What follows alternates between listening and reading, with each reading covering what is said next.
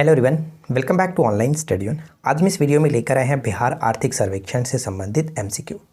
लेकिन मैं सबसे पहले रिकमेंड करूंगा कि आप हमारे उस वीडियो को देखिए जिसमें मैंने बिहार आर्थिक सर्वेक्षण 21-22 के बारे में सारी चीज़ों को अच्छे तरीके से एक्सप्लेन करके थ्योरी के साथ आपको बताया। तो अगर आप उस वीडियो को देख लेंगे उसके बाद इस एमसीक्यू को देखिएगा तो ज़्यादा बेटर अच्छे तरीके से समझ में आएगा और आपको याद भी अच्छे तरीके से हो जाएगा। तो आप उस वीडियो को ज़रूर देखिए, लिंक मैंने नीचे दे रखा है डिस्क्रिप्शन में, ठीक है। तो अब हम ये श्योर हैं कि आपने उस वीडियो को देख लिया, तब आप इस वीडियो को देख रहे हैं। तो चलिए शुरू करते हैं और अच्छे तरीके से सारे क्वेश्चंस को अटेम्प्ट करिएगा। देखिए, सबसे पहला प्रश्न ये है कि बिहार आर्थिक सर्वेक्षण 21-22 को कुल कितने अध्यायों में बांट करके पेश किया गया, ठीक है। तो सबसे पहले बात करते हैं कि ये जो बजट पेश किया गया कब किया गया था। बजट नहीं है, सॉरी, आर्थिक सर्वेक्षण है, बजट इससे पहले मैंने करा दिया है। तो ये जो आर्थिक सर्वेक्षण है ये पेश किया गया था आपका 25 फरवरी को, ठीक है। 25 फरवरी 2022 को तारकिशोर प्रसाद जी के द्वारा ये पेश किया गया था, जो कि ये 16वां आर्थिक सर्वेक्षण था, ठीक है। 16वां आर्थिक सर्वेक्षण था, ये ध्यान रखेंगे। तो यहाँ पे कितने अध्यायों में बात किया गया, तो मैंने आपको बताया था कि 13 अध्यायों में बांट करके इस पर अलग अलग चीज़ों को मिला करके 13 अध्यायों में बांटा गया। तो यहाँ पे राइट आंसर हो जाएगा option D. Question number second है कि वित्तीय वर्ष 2021 में बिहार का सकल घरेलू उत्पाद में कितना प्रतिशत वृद्धि हुआ। सकल घरेलू उत्पाद में कितना वृद्धि हुआ, तो यहाँ पे राइट आंसर हो जाएगा ऑप्शन बी, 2.5% की वृद्धि हुई है, ठीक है। 2.5% करेक्ट आंसर होगा option B. Question number third देखिए, बिहार आर्थिक सर्वेक्षण 21-22 के अनुसार स्थिर मूल्य पर बिहार का सकल राज्य घरेलू उत्पाद, यहाँ पे ध्यान देना, स्थिर मूल्य पर दो चीज़ होता है हमेशा, एक स्थिर मूल्य और एक आपका वर्तमान मूल्य। स्थिर मूल्य 2011-12 पे डिपेंड होता है और वर्तमान जो मूल्य होता है वो प्रेजेंट का जो चल रहा है उस पर। क्वेश्चन पूछा क्या जा रहा है कि स्थिर मूल्य पर बताइए कि सकल राज्य घरेलू उत्पाद यानी जीएसडीपी कितना है। तो हमने इसके बारे में बात किया था कि जो सकल राज्य घरेलू उत्पाद है दो भागों में है। तो इसमें आपका वर्तमान मूल्य पर होता है कितना, वर्तमान मूल्य पर 618-630, लेकिन स्थिर मूल्य की हम बात करते हैं तो स्थिर मूल्य पर हो जाता है 419-880, ये हमने देखा था। तो यहाँ पे करेक्ट आंसर हो जाएगा ऑप्शन बी। अगर यही पूछा जाता है कि वर्तमान मूल्य पर, तब वहाँ पे हम ऑप्शन ए को टिक करते 618-630। तो इस चीज़ को ध्यान रखेंगे, ऑप्शन बी हो जाएगा करेक्ट आंसर। क्वेश्चन नंबर 4 कि आर्थिक सर्वेक्षण 21-22 के दौरान स्थिर मूल्य पर बिहार का निवल राज्य घरेलू उत्पाद बताइए कि एनएसडीपी कितना है। निवल राज्य घरेलू उत्पाद कितना देखे थे, वर्तमान मूल्य पर हमने बात किया था 56-64-70, लेकिन स्थिर मूल्य पर कितना बताया था, तो 379-550, इस तरह से याद रखा था, 379-550 आप यहाँ पे देख सकते हैं, यानी ऑप्शन ए हो जाएगा करेक्ट आंसर, राइट। तो इसको याद रखेंगे। आगे बढ़ते हैं। क्वेश्चन नंबर 5, आर्थिक सर्वेक्षण 21-22 के अनुसार स्थिर मूल्य पर प्रति व्यक्ति सकल राज्य घरेलू उत्पाद कितना है। स्थिर मूल्य पर बात की जा रही है, तो देखिए प्रति व्यक्ति यहाँ के बात की जा रही है, प्रति व्यक्ति सकल राज्य घरेलू उत्पाद कितना है और वो भी स्थिर मूल्य पर। तो वर्तमान मूल्य पर तो आपको याद होगा 50-555, लेकिन उसके बाद हमने एक और चीज़ देखा था कि स्थिर मूल्य पर कितना होता है, तो 34-314, ये हो जाएगा राइट आंसर ऑप्शन ए, ठीक है। वर्तमान मूल्य पर 50-555। सबसे अधिक जो व्यक्ति आए हैं वो कहाँ पर है, पटना में, जो कि 1,31,000। सेकेंड नंबर पे बेगूसराय आता है। सबसे कम कहाँ पे, शिवहर में 19,000 और सेकेंड रैंक पे अररिया। आगे देखते हैं। क्वेश्चन नंबर 6, बिहार आर्थिक सर्वेक्षण 21-22 के अनुसार निम्नलिखित में से कौन सा कथन सत्य है। कौन सा कथन सत्य है, देखिए जो चीज़ हमने ऊपर में देखा वहीं पे आपको ये पॉइंट्स देखने को मिलेगा, यानी कि अब उसी पॉइंट से रिलेटेड है। वर्तमान मूल्य पर बिहार का जीएसडीपी यानी सकल राज्य घरेलू उत्पाद कितना देखे थे वर्तमान मूल्य पर, तो 618-630, ये बिल्कुल सही है। और वर्तमान मूल्य पर बिहार का एनएसडीपी यानी निवल राज्य घरेलू उत्पाद कितना देखे थे, मैंने बताया था कि 56-64-70। तो ये देखिए 56-64-70, ये भी बिल्कुल सही है। तो यानी दोनों के दोनों पॉइंट्स बिल्कुल सही है, इसलिए राइट आंसर ऑप्शन सी हो जाएगा। आगे बढ़ते हैं। क्वेश्चन नंबर 7, बिहार आर्थिक सर्वेक्षण 21-22 के अनुसार वर्तमान मूल्य पर बिहार में प्रति व्यक्ति जीएसडीपी रही है। वर्तमान मूल्य पर, ऊपर में जो क्वेश्चन था आपका वो स्थिर मूल्य पर पूछा गया था, जहाँ पे हमने देखा था 34-314, वो हमने देखा था क्या, स्थिर मूल्य पर। लेकिन क्वेश्चन में पूछा गया वर्तमान मूल्य, तो 50-555 वर्तमान मूल्य है, इसलिए ऑप्शन बी हो जाएगा। इस चीज़ को ध्यान दीजिएगा, क्वेश्चन में पूछा क्या जा रहा है, स्थिर मूल्य या फिर वर्तमान मूल्य। जो भी पूछा जाए उसी के अकॉर्डिंग आंसर टिक करेंगे। ऐसा ना कि आप जल्दबाजी में कुछ भी टिक कर दो और बाद में आपको पता चले कि यार पूछा कुछ और था। बीते वर्ष 2021 में सकल राज्य घरेलू उत्पाद में प्राथमिक क्षेत्र का हिस्सा कितना प्रतिशत रहा? प्राथमिक क्षेत्र का हिस्सा, तो इसके बारे में हमने देखा था कि प्राथमिक क्षेत्र में होता है 19.2% और द्वितीय क्षेत्र में 19.5% और तृतीय क्षेत्र हमने कितना देखा था 61.2%। ठीक है, और अगर वृद्धि यहीं पे पूछा था तो पहले में वृद्धि कितना था 2.3 का वृद्धि था, दूसरे में कितना का वृद्धि था, दूसरे में वृद्धि था 4.8 का और तीसरे में हमने देखा था 8.5 का वृद्धि। ठीक है, तो यहाँ पे प्रश्न पूछा है कि प्राथमिक क्षेत्र का हिस्सा कितना प्रतिशत रहा, तो हिस्सा 19.2%। 19.2% सी विल बी राइट आंसर। ठीक है, आगे बढ़ते हैं। अगला प्रश्न, बीते वर्ष 2020-21 में सकल राज्य घरेलू उत्पाद में तृतीय क्षेत्र का हिस्सा कितना प्रतिशत रहा?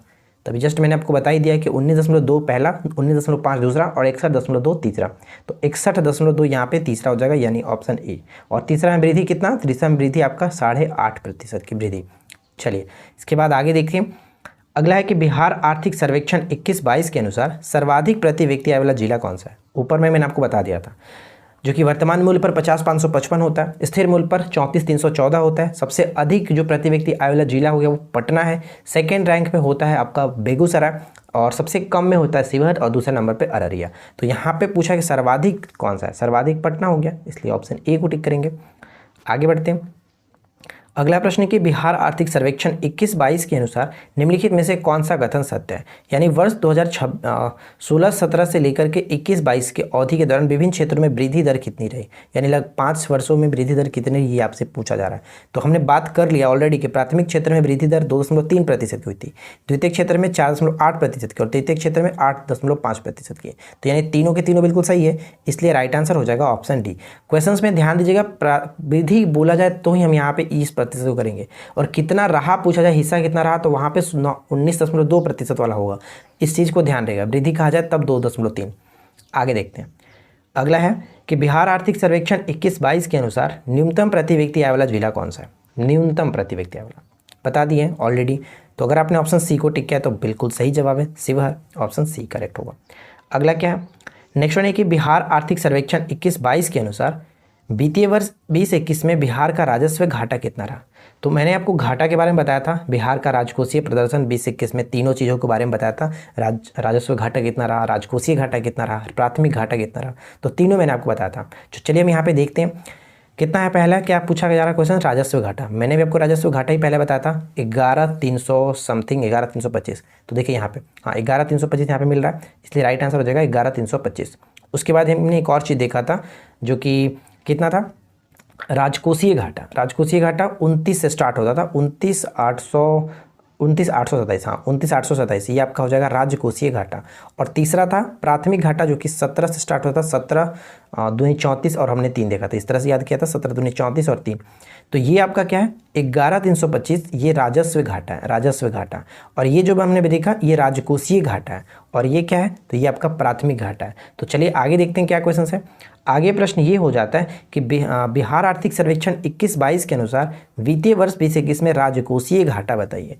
ऊपर में देखा 11,325 राजस्व घाटा हो गया, तो अब ये तो आपका छट जाएगा 325, 11,325 याद हो गया, तो ये तो आपका छट गया क्योंकि ये आपका राजस्व घाटा है।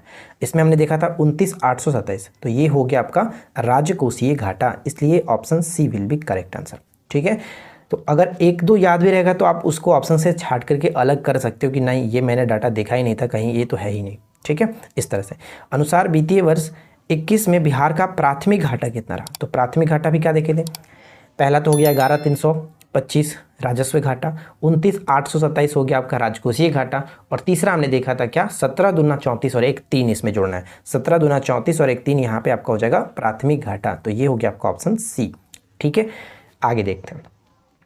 नेक्स्ट वन क्या है कि पिछले 5 वर्षों में पशुधन और मत्स्य पालन क्षेत्र में क्रमशः कितना वृद्धि दर्ज की गई? तो ये भी मैंने आपको बताया था कि गत 5 वर्षों के दौरान 16-17 से लेकर के 20-21 के दौरान अलग अलग क्षेत्रों में कितना वृद्धि हुआ था। तो कृषि एवं सहवर्ती जो क्षेत्र था उसमें वृद्धि हमने कितना देखा था 2.1% की। ठीक है, और पशुधन में 10% और मत्स्य में 7%। तो यहाँ पे 10 और 7 क्रमशः देख सकते हैं, ऑप्शन डी हो जाएगा। पशुधन में 10 और यह आपका मत्स्य में 7। उसके बाद अगला है कि आर्थिक सर्वेक्षण 20-21 के अनुसार बिहार सरकार द्वारा राज्य के कितने जिलों में जैविक पट्टी विकसित की जा रही है? कितने जिलों में जैविक पट्टी विकसित की जा रही है? तो टोटल 13 जिलों में जैविक पट्टी विकसित की जा रही है। राइट आंसर हो जाएगा ऑप्शन सी। उसके बाद अगला प्रश्न है कि आर्थिक सर्वेक्षण 2021 के अनुसार बागवानी क्षेत्र में प्रोत्साहन करने के लिए राज्य के कुल कितने जिलों में समेकित बागवानी मिशन चलाई जा रही है? समेकित बागवानी मिशन चलाई जा रही है। तो इसमें भी हमने 3 चीज़ देखा था, जैसे कि जैविक पट्टी 13 जिलों के साथ और समेकित बागवानी मिशन कितना 23 जिलों में, ठीक है। और एक और था, हमने क्या देखा था, मुख्यमंत्री बागवानी विकास योजना का कार्यान्वयन जो है वो 15 जिलों में किया जा रहा है, तो उसको भी याद रखिएगा। तो यहाँ पे फिलहाल 23 जिला करेक्ट है। उसके बाद अगला है कि बिहार में डिजिटल कृषि सेवाएं देने के लिए बिहार सरकार यानी बिहार कृषि विभाग ने कौन सा मोबाइल ऐप को लॉन्च किया? तो इस मोबाइल एप्लीकेशन का नाम क्या था? ये आपका विहान ऐप, ठीक है। सुविधा जो ऐप है ये किसके द्वारा लॉन्च किया गया था? सुविधा ऐप हम कह सकते हैं ये ऊर्जा विभाग के द्वारा, सुविधा ऐप को ऊर्जा विभाग ने लॉन्च किया था। और अनमोल ऐप हमने देखा था किसके लिए था? बिहार में ही संबंधित है, जो कि गर्भवती महिला और नवजात शिशु की मॉनिटरिंग करने के लिए स्वास्थ्य मंत्रालय के द्वारा इसको लॉन्च किया गया। और चक मोबाइल ऐप जो है, चक मोबाइल ऐप को किसने लॉन्च किया था? IIT रुड़की ने लॉन्च किया चकबंदी के लिए, ठीक है, बिहार में। तो ये सारी चीज़ें आपको याद रखना है। ऑलरेडी मैंने इस वीडियो बनाया, ऐप्स और पोर्टल पे संबंधित वीडियो हमने प्रोवाइड आपको करा दिया, आप जाकर के चेकआउट कर सकते हैं। चलिए फिलहाल हम बढ़ते हैं अगले प्रश्न की तरफ। और अगला प्रश्न क्या है कि बिहार आर्थिक सर्वेक्षण 21-22 के अनुसार बिहार में बिजली की प्रति व्यक्ति खपत 20-21 में कितनी रही है? तो 20-21 में कितनी रही है? तो ये आपका हो गया है 350 किलोवाट पर घंटा, ठीक है, 350 किलोवाट घंटा ये हो गया प्रति व्यक्ति। पहले कितना था? 332। तो अगर पूछे कि कितना बढ़ गया है तो 18 किलोवाट प्रति घंटा की वृद्धि हो गई है, ये भी याद रखिएगा। चलिए इसके बाद आगे देखते हैं। अगला है कि आर्थिक सर्वेक्षण 21-22 के अनुसार बिहार का एकमात्र जिला जहां बिजली खपत पिछले 19-20 से कम हो गया है। तो ध्यान दीजिएगा, बिहार का एकमात्र ऐसा जिला है जो कि बिजली की खपत पिछले वर्ष में 19-20 में 5% यहाँ पे घटा था। और हमने क्या देखा था? पटना, ठीक है, पटना जिला, ऑप्शन ए करेक्ट है।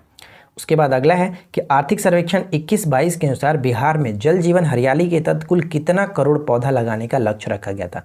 21-22 के अकॉर्डिंग 21-22 के अकॉर्डिंग टोटल 5 करोड़, ठीक है, क्योंकि मिशन 5 करोड़ कार्यक्रम स्टार्ट किया गया था इसी के अंतर्गत, तो 5 करोड़ यहाँ पे करेक्ट है, ऑप्शन डी करेक्ट होगा। उसके बाद अगला प्रश्न है कि आर्थिक सर्वेक्षण 21-22 के अनुसार 2020 में बिहार में औसत वर्षा कितनी हुई? बिहार में औसत वर्षा कितनी हुई? जिसमें सर्वाधिक जो वर्षा हुई किशनगंज में हुई थी, दूसरे नंबर पर सुपौल था। और सबसे कम वर्षा कहाँ पे हुई थी? सबसे कम वर्षा आपका अरवल रहा था, जो कि 769 mm के साथ 769 mm के साथ अरवल। और औसत जो रहा 1385, औसत 1385। और सबसे ज़्यादा कहाँ पे रहा? सबसे ज़्यादा किशनगंज में, कितना? 2765 mm के साथ 2765 mm। तो ये याद रखेंगे।